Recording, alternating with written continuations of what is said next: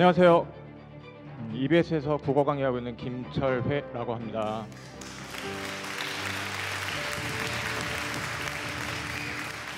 밖에 비 오나요?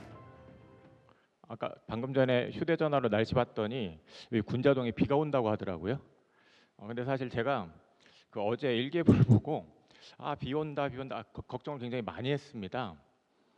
이게 저희 집이 이제 일산인데 먼 곳에 와야 되는데 비가 오면 간만에 제가 슈트를 진짜 오랜만에 입었거든요. 근데 이게 다 젖지는 않을까? 그럼 여기 무대 위에 서는데 좀 멋있어 보여야 되는데 또 그러지 못하진 않을까? 이런 걱정 등등등 많이 했어요. 그리고 또 하나는 이렇게 또 많은 분들 앞에서 또 이렇게 또 말씀을 드리는 거에 대해서 또 이제 오랜만에 하다 보니까 잘할 수 있을까 또 이런 걱정도 들고 등등등 여러 걱정이 많이 들었는데 강의 중간 중간에 좀 어색하고 잘 못하더라도 그때마다 좀 박수로 좀 힘을 주세요. 그럼 저도 힘을 내서 더 열심히 좀 하도록 하겠습니다. 자, 잠깐 저에 대해서 좀 말씀을 드리면 이제 서울에 이제 성신여자고등학교에 근무를 하고 있는데요. 네, 개교한 지 한 88년 정도 된 이제 오래된 학교입니다. 이제 저희 학교가 좀 언덕에 있어요. 혹시 성북구에서 오신 분들 있으신가요? 성북구? 없으신가요? 있으시군요. 그래서 저희 학교 학생들이 매일 아침 등교할 때마다 언덕을 올라와야 돼요. 근데 이제 언덕 올라와야 되는데 그때마다 아이들이 사실은 저 어떻게 올라가지 하는 그런 걱정할 거예요. 저도 가끔 차 놓고 이제 올라가다 보면 또 저걸 어떻게 올라가지 하고 걱정부터 하는 경우가 많은데 근데 또 저희 학생들 보면 아침에 굉장히 기쁜 얼굴로 잘 등교를 해요. 근데 오를 때 보면 별로 이 오르는 거에 대한 걱정을 안 하는 것 같은 거죠. 만약에 걱정만 하면 오르지 못하겠죠. 아마 이 자리에 오신 분들도 6월 모의 평가를 보고 뭐 이런저런 여러 가지 이제 걱정들을 또 많이 하실 것도 같은데요. 근데 우리가 이 걱정이라는 게 사실 어떤 문제를 전혀 해결해 주지는 않습니다. 그래서 아마 이 자리에 오신 것도 그 걱정만 할 것이 아니라 진짜 이제 어떻게 해야 되는지를 잘 알기 위해서 이제 오셨다고 생각을 합니다. 그러니까 여기 오신 분들은 걱정만 하시는 분들은 아닌 거죠. 그런 점에서 분명 올해 수능 정말 좋은 결과가 있을 거라고 믿습니다. 문항 개발하는 일을 좀 또 많이 하고 있습니다. 그래서 이제 교육청에서 선생님들 대상으로 이제 연수도 좀 하고 있고요. 다음이요. 네, 그리고 근래에는 교육과정 좀 연구하면서 교과서 개발하는 일을 많이 했습니다. 그리고 매년 연계교재를 집필을 하고 있습니다. 연계교재 집필한 지는 좀 많이 오래됐는데요. 수능 특강 같은 경우에는 한 2005년부터 했어요. 근데 이제 이런 얘기를 드리면 어떤 학생들은 막 머리로 이제 막 나이를 계산을 하는데 그러지 않기를 바랍니다. 좀 오래됐는데 그러다 보니까 뭐 수능 특강 독서에서는 이제 대표 필자로 책임지는 좀 역할을 맡고 있고요. 그 외에 비연계 교재도 책임지는 역할을 많이 맡고 있습니다. 근래에는 EBS 파이널 모의고사 대표 저자로 집필을 했었습니다. 자, 다음요. 자, 이게 뭔지 아시죠? 출발선입니다. 저는 이 6월 모의평가의 의미가 바로 이제 이 그림을 통해서 드러난다고 보는데요. 우리가 공부를 시작한 지 꽤 됐고 지금 이제 6월 모의평가까지 달려왔고 지금은 이제 다시 새로운 출발선 앞에 이제 서 있다고 생각을 합니다. 6월 모의평가까지 달려온 결과 그 기록은 학생들마다 다를 거예요. 어떤 학생은 좀 잘 기록이 나왔을 수도 있고 어떤 학생은 생각한 것보다 기록이 덜 나왔을 수 있습니다. 그런데 중요한 거는 이제 이 6월 모의평가를 계기로 이 새로운 출발선에서 출발을 해서 앞으로 어떻게 하느냐가 이제 제일 중요한 거죠. 그래서 그 수능이라는 꼬린 지점까지 내가 이제 어떻게 해야 되느냐, 그게 가장 중요할 겁니다. 그와 관련해서 이제 오늘 말씀을 좀 드리려고 하는데요. 다음이요. 자, 먼저 이 변별력 강화에 대한 얘기를 좀 말씀을 드리려고 해요. 작년부터 그다음에 올해까지 어떤 수능 기조라는 게 변별력과 공정성으로 유지가 되고 있습니다. 그래서 이 변별력이라는 것과 관련해서 여러분들이 정말 국어에서 유념하셔야 될 것들이 있습니다. 다음입니다. 네, 오늘 그래서 이 변별력과 관련해서 이 국어 문항들 중에 변별력이 높은 문항들 중심으로 우리가 이제 어떻게 공부를 해야 수능에서 그런 문항들을 잘 해결할 수 있는지에 대한 좀 말씀을 드리려고 해요. 그리고 또 하나, 연계 분석. 이 연계라는 거에 대해서 사실은 말만 연계 중요하다 하지 이 연계에 대비해서 어떻게 공부해야 되는지는 우리가 또 좀 막연하고 잘 모르는 경우들이 많거든요. 그에 대한 말씀을 드리도록 하겠습니다. 그리고 이제 앞에 1, 2, 3번을 종합을 하면 육모 이외에 이제 학습 전략이 나오는데, 자, 그에 대해서도 잠깐 또 말씀을 드리겠습니다. 다음요. 이 변별력 강화와 이제 그에 따라 변화가 이제 나타난 게 있습니다. 그게 이제 가장 첫 번째로 이제 두드러지게 나타난 것이 바로 이제 뭐냐면 바로 이겁니다. 여기 2021 수능, 2022학년도 수능 어려웠습니다. 그때부터 이제 국어에 대한 정말 많은 걱정들이 이제 생기기 시작했죠. 그리고 2023학년도 이제 수능에 표준 점수 최고점이 134점이었다가 작년 수능에 이 최고점이 150점이 됐습니다. 이 최고점이 150점이 됐다라는 게 이제 바로 그 변별력을 높인다와 관련해서 이제 나타난 제일 큰 변화인데요. 사실 이 2023학년도 수능에 134점이라는 것도 낮은 점수는 아니에요. 저게 언어와 매체 기준으로 아마 원점수로 1등급 컷은 92점일 겁니다. 그리고 화작으로는 이제 96점일 텐데 언어와 매체 기준으로 이제 92점이라는 걸 생각을 해보면 그게 아주 쉬운 시험은 아니에요. 그래도 변별력이 높은 문항이 한 3, 4개 이상 있는 그런 시험입니다. 근데 작년 수능을 보면 표준점수 최고점이 150까지 갔다라는 거죠. 그리고 이번 모의평가 추정치기는 합니다만 작년 수능과 맥을 같이 하고 있습니다. 148이죠. 자, 그럼 이제 여기서 이제 올해 수능은 어떻게 나올 것이냐라는 걸 생각을 해봐야 될 텐데, 올해 수능은 지금의 어떤 그런 수능 기조가 유지가 된다고 한다면 표준점수 최고점이 140점대를 나올 겁니다. 140점대가 나올 건데요. 근데 이제 그렇다면 이제 여기서 우리가 하나씩 좀 생각해 볼 게 있는데, 혹시 육모 지금 추정이긴 하지만 예상이긴 하지만 1등급 받았다 하는 학생 혹시 여기 있어요? 쑥스러워서 안 되는 건가요? 그렇다면 자, 여기 자, 이번 수능 나는 국어 꼭 1등급 받겠다. 자, 그런 사람 당연히 있어야 되는데 있습니까? 그럼 손 한번 들어보죠. 1등급. 자, 지금 손 들어야 1등급 받습니다. 네. 원래 말에는 주술적인 힘이 있거든요. 그래서 내가 정말 간절히 원하고 그 간절히 원하는 만큼 또 하면 반드시 이루어지거든요. 자, 여기 아마 마음속으로는 다들 1등급을 원하실 거예요. 그리고 우리 이제 흔히 1등급 받아야지 많이 생각을 해요. 근데 작년 수능부터 그 1등급이라는 그 목표와 관련해서 조금 달리 생각해 볼 필요가 생겼습니다. 자, 그건 뭘까요? 넘겨주세요. 자, 이게 이 등급 내 점수 격차를 나타내는 겁니다. 여기 여러분 보시는 자료집에도 다 있습니다. 곧 한번 참고를 해주시고요. 그 다음에 이제 이 이후에 설명드리는 것과 관련해서 자료집 이렇게 넘기시면서 요 관련 페이지가 나왔을 때 필요한 내용은 정리를 하시면 좋을 것 같습니다. 자, 여기 2024년도 표준 최고점 150이고 이번 6월 모의평가 이제 예상 점수가 이제 148입니다.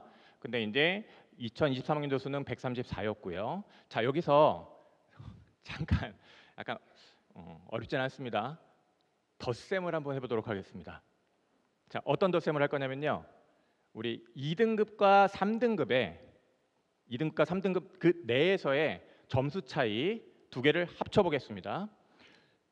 2024학년도 수능의 2등급과 3등급의 그 등급 안에서의 표준 점수 차이를 두 개를 합치면 15점입니다. 그렇죠? 그 다음에 이제 6월 모의평가도 둘을 합치면 13점입니다. 자, 근데 이제 이번에는 그러면 그 위에를 한번 보세요. 2024학년도 수능의 1등급 내에서의 점수 격차는 몇 점인가요? 17점입니다. 그러니까 2등급과 3등급의 표준 점수 차이를 합친 것보다도 1등급 내에서의 점수 차이가 더 크다는 겁니다. 이러한 경향이 6월 모의평가에서도 그대로 이어졌다는 거죠. 자, 그럼 이제 우리가 이런 생각을 해야 됩니다. 같은 1등급이어도 같은 1등급이 아니다. 자, 이게 무슨 말이죠? 좀 역설적이긴 한데 1등급이어도 다 같은 1등급이 아니다라는 겁니다. 자, 여기서 이제 생각하셔야 될 게 이제 이겁니다.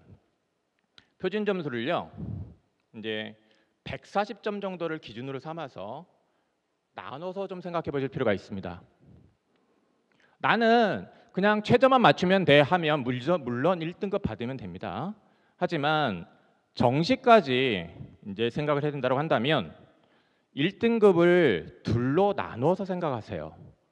표준 점수 140 정도를 기준으로 삼아서 140 이상과 그 다음에 140 아래로 생각을 하셔야 됩니다.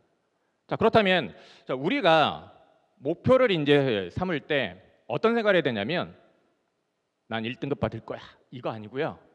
나는 표준 점수 140점 이상 받을 거야. 이런 생각을 이제 하셔야 된다는 얘기예요.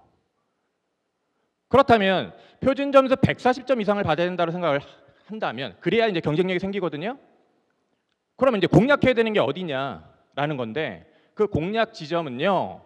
바로 이 모의평가, 그다음에 이제 지난 수능을 통해서 우리가 확인할 수가 있어요.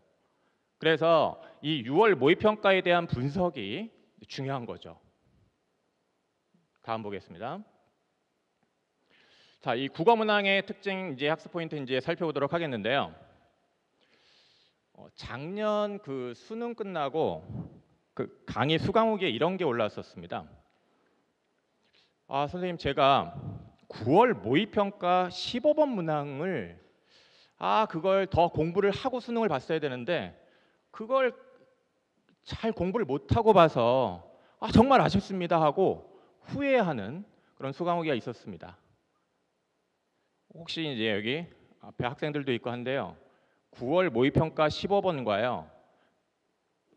지난 24학년도 수능 15번을 보시면요. 정말 똑같이 생겼습니다. 그리고 9월 모의평가 15번 문항의 오답률은요. 거의 70% 가까웠습니다. 수능에서의 15번 문항 오답률도 거의 70% 가까웠습니다.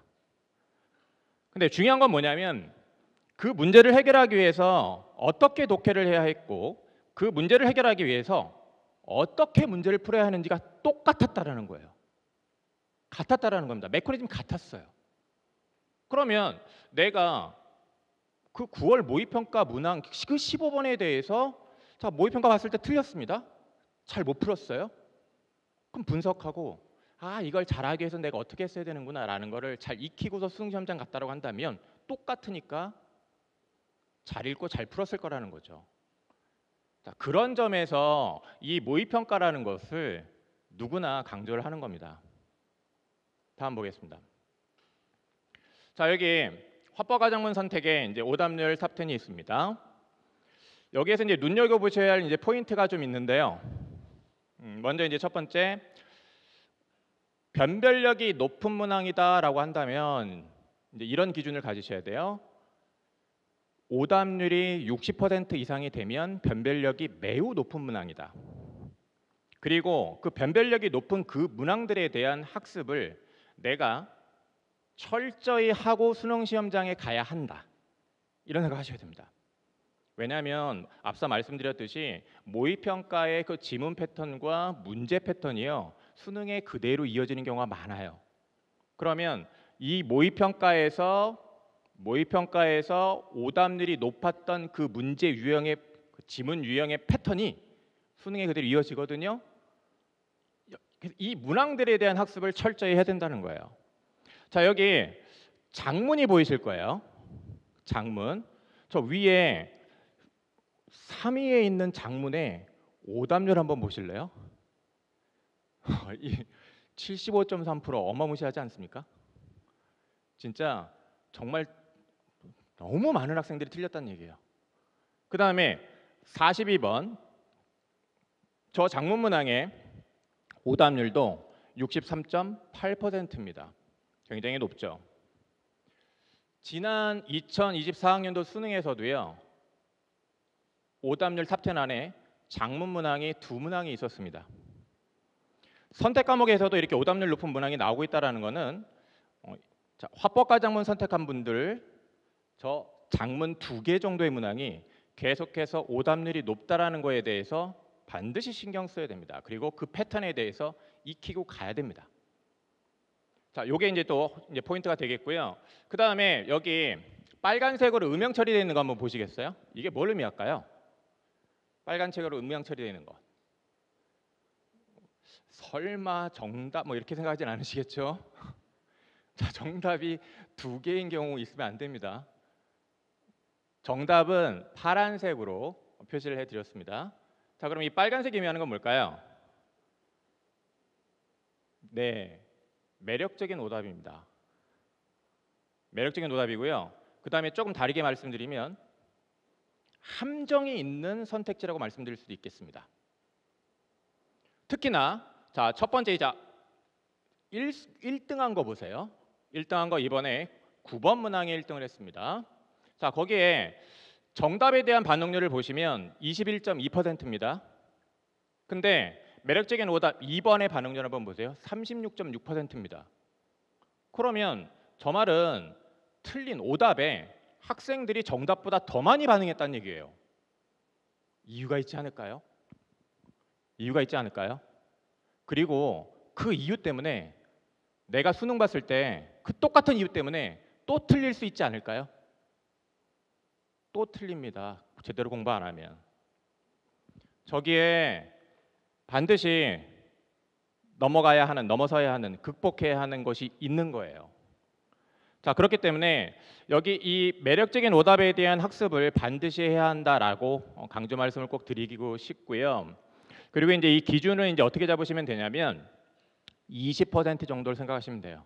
반응률 20% 정도를 기준으로 삼아서 그보다 높이 나오는 것들을 반드시 체크를 하기 바랍니다. 그리고 체크만 하면 안 되죠.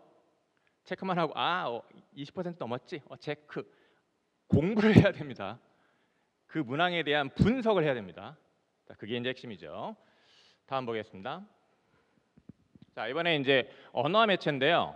언어와 매체도 자, 보세요. 저기 제일 왼쪽에 파란색으로 표시되어 있는 걸 보면 언어 2문항이 보이실 거예요. 앞에 화법과 작문에 2문항이 들어와 있는 것과 여기 언어와 매체에 2문항이 들어와 있는 것이 거의 비슷하지 않아요? 순위도 거의 비슷하죠. 그렇죠? 이거 순위가 크게 차이가 나면 사실 선택 과목 간에 약간 유불리 좀 있잖아요. 그죠? 거의 비슷하게 설계가 돼서 나옵니다. 그래서 언어에서도 2문항 정도가 오답률이 높은 문항이 출제가 되고 있다는 겁니다. 그에 대한 대비가 이제 필요한 것이죠. 이 2문항의 특징에 대해서는 또 잠시 후에 설명을 드리겠습니다. 역시 이제 빨간색으로 표시된 건 이제 매력적인 오답입니다. 다음 보겠습니다. 자, 이제 본격적으로 문항에 대해서 좀 살펴보도록 하겠습니다. 자, 자료집에 우리 합법과 작문 45번 있을 겁니다. 거기에 제가 지금 말씀드리는 거를 좀 그 특징을 좀 간략하게 이제 적어서 유의를 하시면 좋지 않을까 싶어요. 여기 노란색으로 표시되어 있는 부분이 있고 초록색으로 표시되어 있는 부분이 있습니다. 제가 지금 이 문항에 대해서 뭐 자세하게 해설을 해드릴 건 아니고요. 자, 그 특징만 좀 간단히 말씀드릴게요.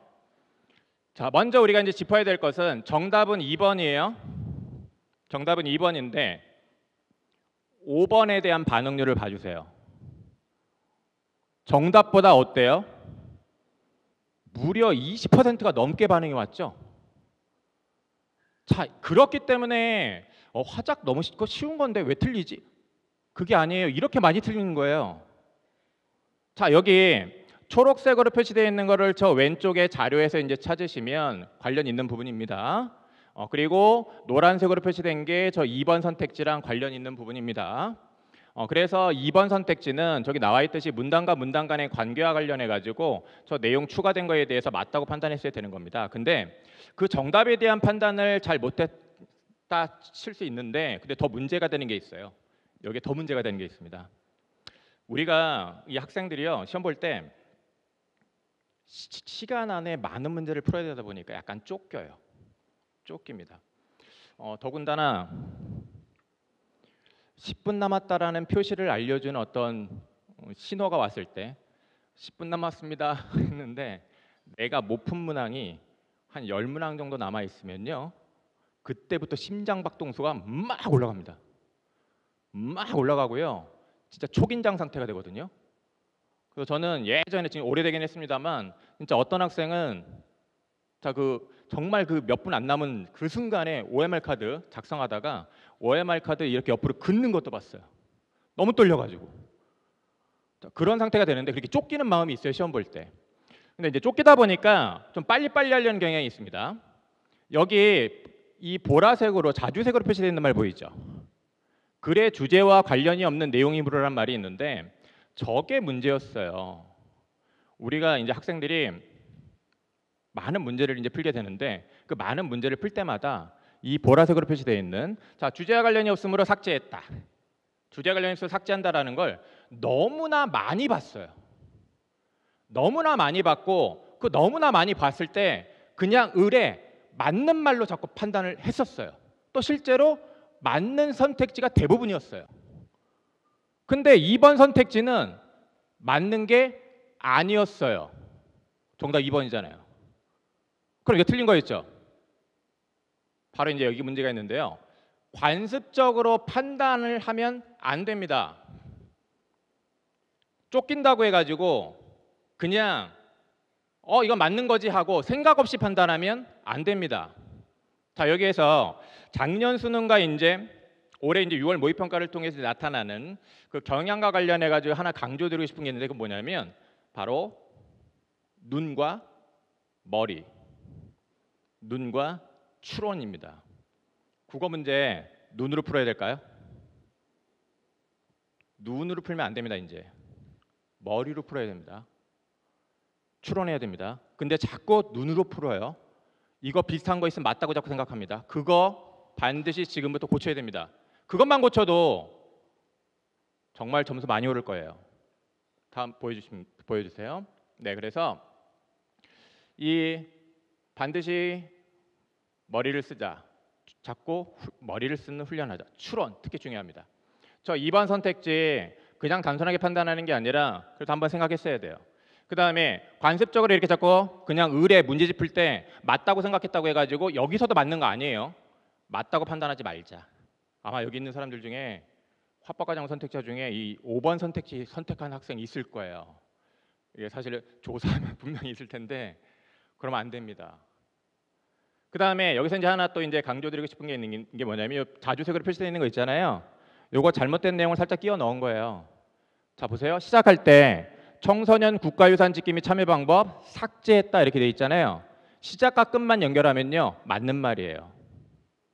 우리 학생들이 문제 선택지에 대한 판단할 때 시작과 끝 부분 보고서 맞다고 판단하는 경우 많아요.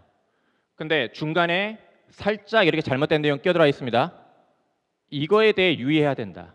이거는 비단 화작만의 문제가 아니라요, 독서랑 문학에서도 마찬가지입니다. 다음 보겠습니다. 자, 요거 1, 2번, 4번, 5번이 이제 살펴봐야 될 지점인데 요 3번의 호칭어 표시는 요 4번에 돼야 됩니다. 자, 이와 관련해서 하나 이제 강조를 하고 빨리 넘어가도록 하겠습니다. 요즘 평가원이 변별력을 이제 높인다고 하는데 그 변별력 높인다라는 게요, 어떤 방법을 쓰냐면 이거는 지난 수능에도 있는 건데 살짝 바꿉니다. 살짝 바꾸니 시간에 쫓기면서 문제 푸는 우리 입장에서는 그 살짝 바뀐 거 지나치게 되면 답이 안 보여요. 답이 안 보이니까 임의로 하나를 고르게 되는 거거든요. 그래서 이제 앞으로 공부를 할 때, 자, 이 6모 이후에 이제 학습 전략을 이제 잘 세워서 공부를 할 때, 자, 이렇게 살짝 바꾸는 거에 대해서 자꾸 유의하면서 문제 풀어야 되겠습니다. 자, 여기 2번 선택지에 같은 형식이라고 돼 있잖아요. 저거 맞는 말은요 다른 형식이에요. 다른이라고 바꾸면 맞는 말 돼요. 4번 선택지에 호칭어라고 돼 있는데 저거 지칭어라고 바꾸면 맞는 말 돼요. 이런 식이라는 거예요. 그래서 요 살짝 바꾼 것에 대해서 유념하는 공부를 해야 되겠다. 학습 포인트 보여주세요. 네. 자, 이 살짝 바꾸는 거에 대해서 독서랑 문학에서도 마찬가지입니다. 자, 그러면 지금까지 나온 것들 이 살짝 바꾸기 이제 이와 관련해서 이제 전략적인 포인트를 간단하게 짚어드리면 살짝 끼워 넣는 게 있고 살짝 바꾸는 게 있는 겁니다. 두 가지입니다. 요 두 가지 좀 앞으로 공부할 때 특히 유념하면 나 변별력 높은 문항 잘 맞을 수 있다라는 거예요. 다음 보겠습니다. 자, 이거는 이제 언어에 요즘 출제되는 거의 특징을 아주 잘 보여주는 건데요. 언어와 매체 선택한 학생들이 이해 유의해야 되는데, 자, 저기 문장이 몇 개죠? 금방 세시죠? 네. 문장 10개입니다. 10개인데 저 문장 하나하나 서술어 자릿수를 다 따졌어야 되는데 시간 오래 걸리죠. 요즘 언어에서 시간 오래 걸리게 하는 문제가 나오고 있어요. 이에 대한 대비를 해야 되는데 이거에 대한 대비를 한다는 얘기는 뭐냐면 평상시에 사례 분석을 자꾸 많이 해야 돼요. 언어는 맨날 개념만 외워서는 해결이 안 됩니다. 개념을 사례에 적용하는 연습을 정말 많이 하셔야 되고 사례 분석을 정말 많이 해야 돼요.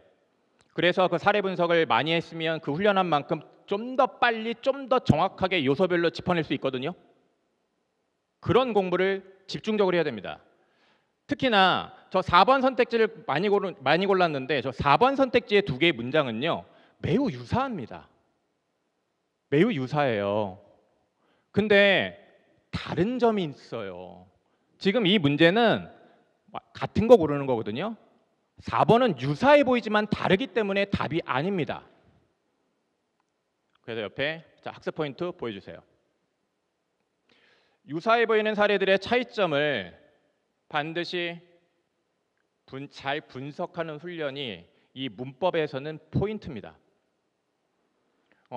기출도 그렇고요. 지금까지 언어에서 정답률이 낮은 문항들은 전부 다 유사해 보이지만 다른 점이 있는 문항들입니다. 유사해 보이지만 다른 점이 있는 사례들을 갖고 출제한 문제들입니다. 이 점을 아시고 그런 문항을 중심으로 공부를 해야지 변별력이 높은 문항을 맞게 되고 표준 점수를 140점 이상을 받게 되는 겁니다. 다음으로 가겠습니다. 자, 다음은 이제 독서입니다. 이 9번. 이 9번이 이번 육모에서 학생들이 제일 많이 틀린 문항인데 연계된 지문에서 이제 출제가 됐습니다. 자, 이 문항과 관련해서 이제 우리가 좀 생각해봐야 될 지점이 있는데요. 앞서 제가 이런 얘기 말씀드렸죠. 살짝 하고서 두 가지 말씀드렸는데 뭐였죠? 살짝 끼워 넣는 거랑 살짝 뭐였죠? 바꾸기였습니다. 학습 팁 보여주세요. 저 1번이 답이죠. 자, 1번이 답인데 그 양쪽을요 맞는 말로 바꿔볼게요. 저 선택지를 맞는 말로 바꿔볼게요. 1번이 적절하지 않은 거잖아요.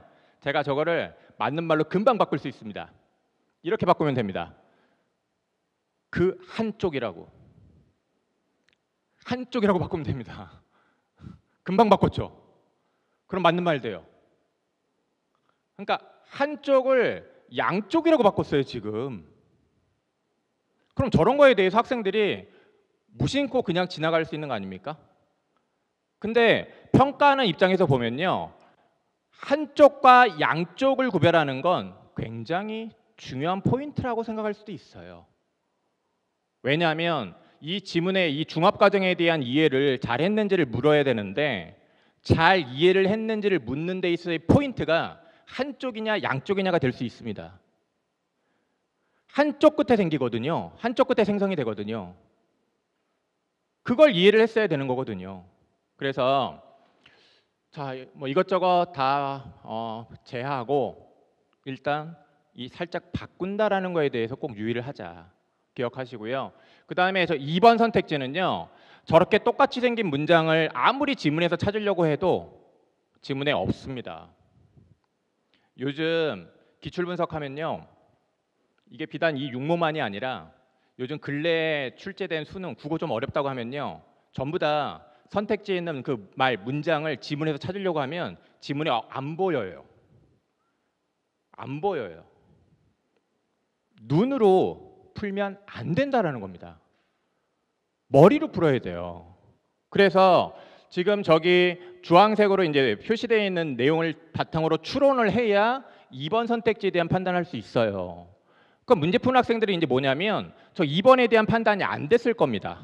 왜냐하면 자기 눈으로 확인을 했을 때 똑같이 생긴 문장이 없거든. 그러니까 안 보이니까 2번을 답으로 고른 거예요. 근데 2번은 적절한 거라는 거죠. 그래서 남은 기간 동안 아직 시간 많습니다. 눈으로 풀지 마시고요. 사실 눈으로 풀 수 있는 문항만 있는 세트는요. 그거 풀고 나서 공부했다고 생각하면 안 됩니다. 어떤 학생들이 이래요. 아 선생님 오늘 3세트를 풀었는데요. 3세트 다 맞았어요. 기분 너무 좋아요. 이래요. 근데 그래 한번 가져와봐 해서 이제 그 세트 문항들 보면 전부 눈으로 답 고를 수 있는 거.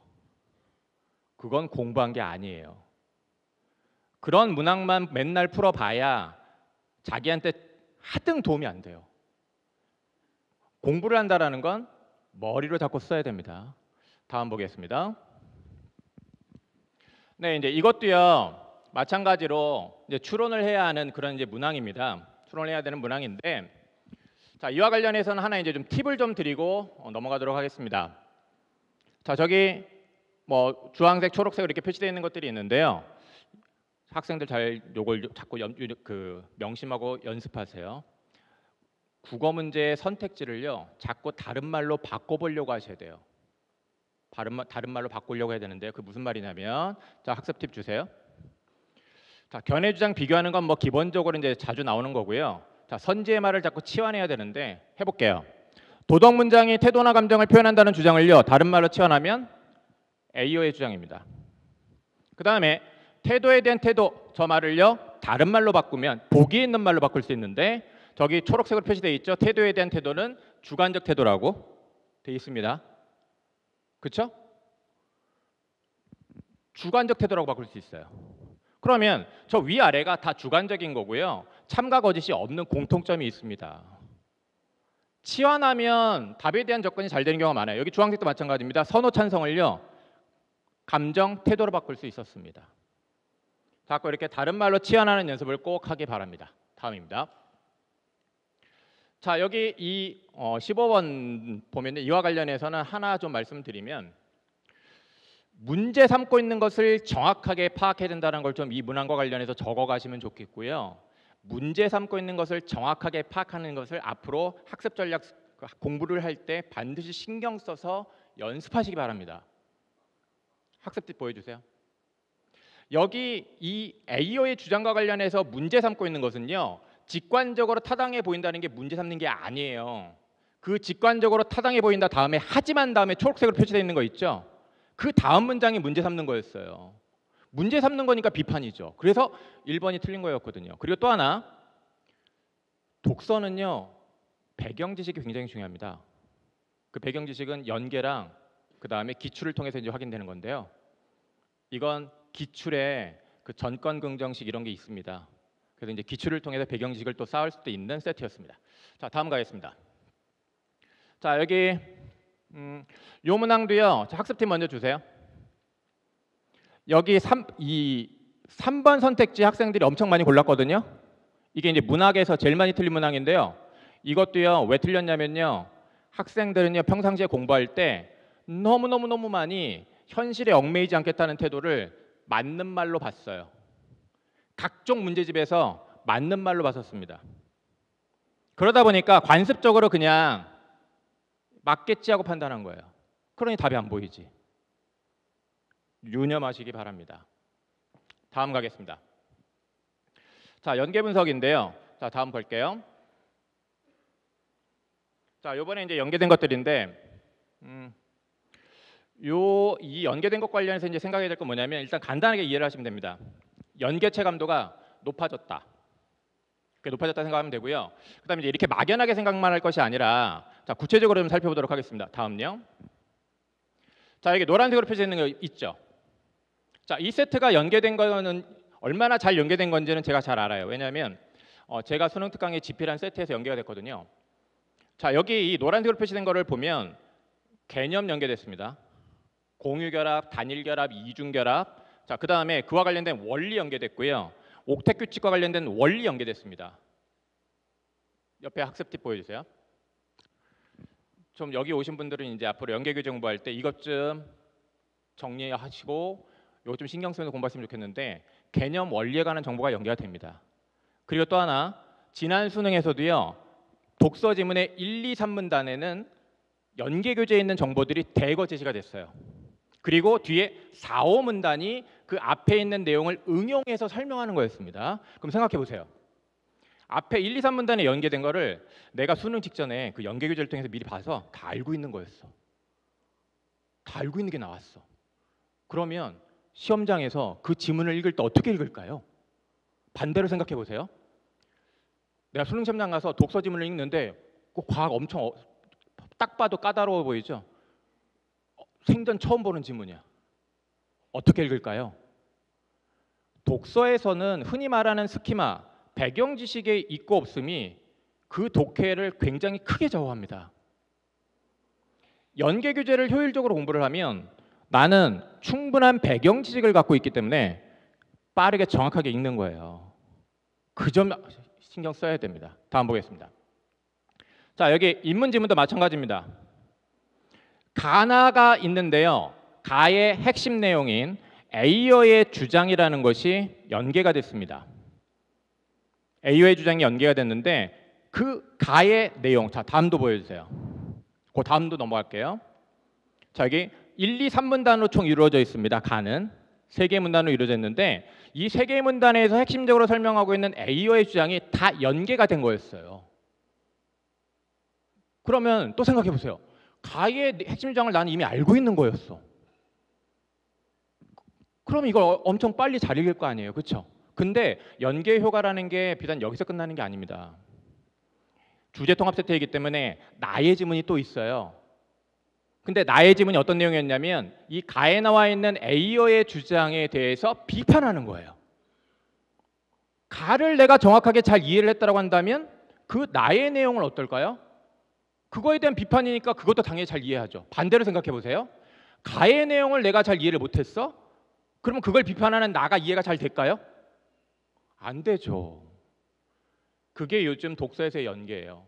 그래서 자, 이 독서 연계 굉장히 중요하게 여겨야 되는데요. 이 독서 연계 중요하다라는 게 작년 6월 모의평가 때부터 이 독서의 연계 체감도가 확 올라갔어요.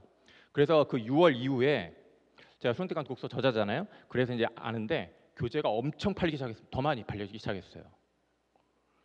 물론 전 좋아요. 그래서 근데 정말 많이 팔렸습니다. 그래서 올해도 마찬가지로 많은 학생들이 열심히 공부하고 있거든요. 이 연계에 대해서 진짜 이제 그냥 쉽게 생각하시면 안 돼요. 굉장히 큰 효과를 볼 수 있는 포인트가 된다라는 걸 생각을 하셔야 돼요. 특히 독서에서 배경 지식 스키마로. 다음 보겠습니다. 넘겨주세요. 자, 이제 문학에 대한 연계를 좀 빨리빨리 말씀을 드리도록 하겠습니다. 자, 이 고전 소설에 대한 연기 학습을 할 때요, 포인트가 있어요. 우리 인터넷에 네이버 같은 데 가면요, 이런 줄거리 어렵지 않게 구할 수 있습니다.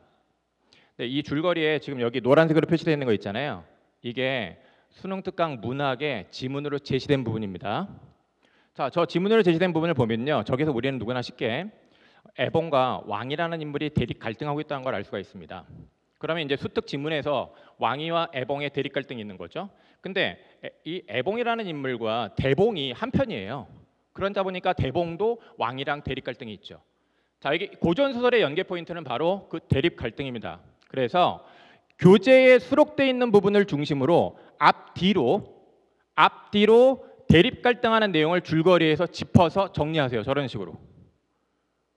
식으로 줄거리에서 정리를 하고 이 내용을 알고 수능 시험장에 가면 그 지문 내가 이미 아는 얘기이기 때문에 훨씬 자신감 갖고 훨씬 빨리 잘 읽을 수 있습니다. 실제로 자, 중략 이후에 밑줄 친 내용, 저게 이번 6월 모의평가에 출제된 겁니다. 자, 다음 또 보겠습니다. 고전 시가도 이제 이걸 생각하시면 돼요. 연계가 좀 강화됐다. 그래서 우리 연계 유제에 있는 작품이 그냥 전문이 나온다. 이렇게 생각하시면 되겠고요. 그래서 상당히 연계 체감도가 높아졌다. 뭐 현대시 연계되는 건 마찬가지고요. 그다음에 이제 이 고전시가랑 현대시 연계 포인트와 관련해 가지고 자 여기 연계 포인트 보여주세요. 이 시적 상황이랑 정서 태도라는 건 당연히 기본적으로 이제 주목하시고 세부적으로 이해하는 공부를 하시면요, 훨씬 그런 연계 효과를 높이 누리는 그런 공부를 할 수 있습니다. 다음 가겠습니다. 자, 그다음에 이제 현대 소설인데요. 이번에 현대 소설 지문 한 5분의 4 정도가 연계된 내용이었어요. 5분의 4 정도가.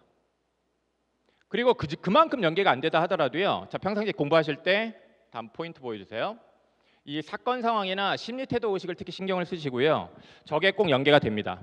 그냥 갑자기 아무 장면이나 툭 하고 제시하는 게 아니라 저 사건 상황이나 심리 태도 의식이 연계대의 포인트가 되어서 지문이 구성된다고 생각하시고 정리하시면 돼요. 네, 됐죠? 자, 가겠습니다. 제가 약간 시간이 지금 넘어가서 좀 빨리 정리를 하도록 하겠습니다. 자, 육모 이후의 학습 전략입니다. 갑자기 얼굴 보니까 부담스럽네요. 저기 아까 들어올 때도 얼굴이 여기저기 있어가지고 좀 부담스러웠거든요. 해설 강의를 좀 적극적으로 활용하시기 바랍니다. 이 해설 강의를 보라는 건요, 비단 그냥 단순하게 문제 해설만 들으라는 거 아니에요. 해설 강의를 왜 적극 활용하라고 얘기를 하냐면 국어 문제 왜 틀리죠? 국어 문제 왜 틀릴까요? 지문을 잘 못 읽어서 틀리는 게 사실은 대부분이에요. 근데 문제 틀린 다음에 공부를 할 때 어떻게 공부하냐면요, 그 문제에 대한 이해만 해요. 지문 어떻게 읽었는지, 내가 어느 부분 잘 이해를 못 해가지고 이 문제 못 풀었는지 체크 안 해요. 그 지점을 공부를 해야지 국어 성적이 오릅니다. 문제 풀기는 읽기에 의해서 좌우가 되는 거예요. 그래서 해설 강의를 통해서 어떻게 읽었어야 했는지, 나는 어떻게 읽었는지 견주면서 읽기부터 꼭 점검해야 돼요. 실제 시험 볼 때는 혼자서 읽고 문제 풀어야 되잖아요. 다음입니다. 그래서요, 이 모의평가 분석 및 이해를 정확하게 해야 되고, 다음요, 그 내용을 이제 평상시에 공부하는 거에 접목해야 됩니다. 그렇게 접목해서 실전 연습까지 이제 해서 체화를 해야 되거든요. 3개의 포인트가 있습니다. 여기 자료집에 이제 다 정리가 돼 있어서요, 그 자료집에 있는 내용을 참고를 해주시면 되겠는데요. 한번 보면 요 페이지가 있는데 요거 활용하면 좋아요. 매 시험 끝나면 EBSI 모의고사에 이 정보가 뜹니다. 자, 여기서 어떤 거 잘 봐야 되죠? 아까 우리 앞에서 짚었는데 뭐 봐야 되죠? 이 정보를 통해서 반응률이 20% 이상인 것들, 그런 것들을 매력적인 오답으로 체크를 하고 그 문항에 대해서 내가 어떻게 판단했는지 생각해보고 그와 관련해서 해설 강의 활용해서 아, 이렇게 읽고 이렇게 풀어야 되는구나 라고 익히세요. 그러면 그 자체가 나의 약점을 보완한 것이 되고, 그러면 성적은 오릅니다. 반드시 오릅니다. 다음 가겠습니다. 네, 그리고 요 내용들도요, 자료집에 정리를 해드렸습니다. 자료집에 정리를 해드려서 자료집에 있는 내용을 좀 참고를 해주시면 좋을 것 같고요. 하나만 좀 강조를 하면요, 독서, 스키마, 배경 지식 꼭 잘 쌓아야 되기 때문에 평상시에 연계교재 공부할 때 읽고 문제만 풀지 마시고요. 개념, 원리, 방법, 견해, 주장 3가지입니다. 다시요. 개념, 원리, 방법, 견해, 주장 3가지입니다. 이 3가지가 연계가 되니까 각 지문에서 이 3가지에 대한 내용을 좀 표시를 잘 해놓고요. 그 다음에 9월 모의평가 보기 직전이나 수능 보기 직전에 표시해 놓은 것들만 한번 쭉 보고 시험장 가세요. 그러면 그게 나의 배경지식 스키마로 작용을 해서 수능 시험장에 있는 그 독서 지문을 훨씬 잘 읽고 잘 풀게 됩니다. 다음 가겠습니다. 네, 수능 완성은 유형편이 있고 실전편이 있습니다. 유형편은 유형편대로, 실전편은 실전편대로 이제 공부하라는 건데요. 실전편에서 시간 안배 연습을 좀 신경을 써야 되는데, 요거 하나만 얘기하겠습니다. 학생들이 모든 세트를 동일한 시간 제고 푸는 경우가 있는데 그건 절대 안 됩니다. 어떻게 변별력 높은 문항들이 많은 세트랑 그렇지 않은 문항이랑 푸는 시간이 똑같죠? 어떤 세트는 10분 걸릴 수도 있어요. 하지만 어떤 세트는 3분 안에 풀 수도 있습니다. 그렇기 때문에 실전편 공부할 때요, 모의고사 한 회를 통으로 풀든가 아니면 독서, 문학, 그다음에 화작, 엄매 영역별로 나누어서 푸세요. 그러면서 시간 체크하시기 바랍니다. 그래서 독서에 4개의 세트가 있으면 그 4개의 세트와 관련해서 어느 세트에서 시간이 오래 걸렸는지 확인하고 그 세트 왜 시간 오래 걸렸는지 그 이유 파악하고 좀 더 빨리 정확하게 읽기 위한 연습 스스로 해야죠. 다음입니다. 자, 마지막인데요. 실전 연습을 하는데 EBS 교재들 이렇게 활용을 할 수가 있습니다. 요즘 시중에 보면요, 사설, 국어, 모의고사 문제들이 굉장히 많습니다. 가격도 어마무시합니다. 점점 더 오르는 것 같아요. 근데 매스컴을 통해서 영화 관련된 어떤 그런 문제 접해 보셨을 거예요. 평가원에서는 그 사설 모의고사에 출제되었던 것들을 철저하게 거르는 시스템을 더욱 강화했습니다. 그렇기 때문에 사설 모의고사에서 절대로 출제되지 않습니다. 이제 여기 EBS에 있는 이 교재들을 활용을 하시면요, 충분히 실전 연습할 수 있습니다. 그리고 저 맨 위에 보면 연계 기출 있잖아요. 저기에 이번 육모에 출제되었던 문학 작품들 다 들어 있어요. 연계에 대비한 공부 충분히 할 수 있었습니다. 그리고 파이널 모의고사 애정을 갖고 좀 관심을 가져주시고요. 디필하느라 고생 많이 했는데 많이 풀어주시면 또 보람이 있을 것 같습니다. 그리고 지금 만점 마무리 봉투 모의고사 블랙 에디션을 준비를 하고 있는데 사실 오늘 저거 마무리했어야 되는데 저거 마무리 못하고 지금 와가지고 월요일날 가면 담당자한테 혼날 것 같은데 빨리 가서 해야 됩니다. 이거 열심히 잘 준비하고 있으니까 나중에 또 잘 풀어주시고요. 네, 그래서 이렇게 열심히 공부해가지고요, 우리 같이 함께 다음요. 자, 기출도 열심히 이제 공부해서요. 걱정 처리하시면 좋겠습니다. 네. 자, 제가 시작할 때 뭐 이런저런 걱정 말씀 많이 드렸는데 중요한 거는 걱정만 해서는 아무것도 이룰 수 없다는 겁니다. 해야죠, 그죠? 그래서 오늘 무엇을 해야 되는지, 어떤 점에 포인트를 맞춰서 해야 되는지 말씀을 드렸습니다. 유익한 시간, 또 남은 시간도 다 유익하게 좀 좋은 시간 가지시기 바라고요. 저는 이만 물러가겠습니다. 감사합니다.